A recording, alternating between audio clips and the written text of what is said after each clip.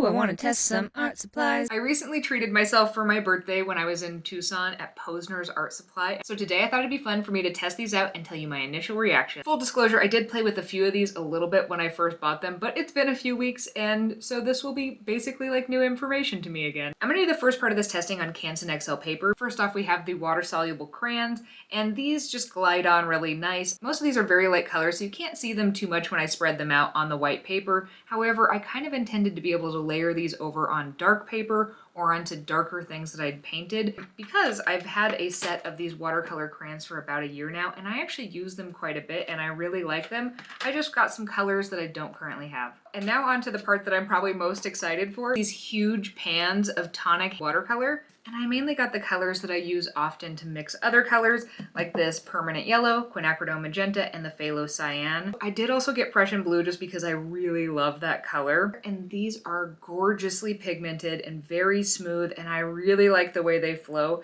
And also look at how versatile those three colors are at mixing up other colors. Just for reference, this is the size of the one that I got. This is basically like an entire tube of dried watercolor paint.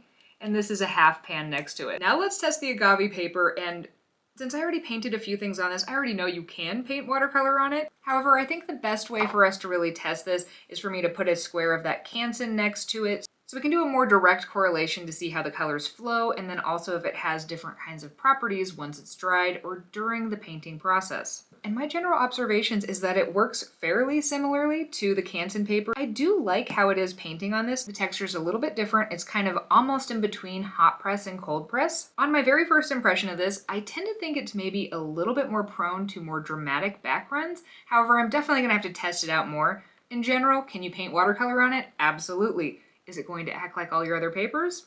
Probably not, but not that different.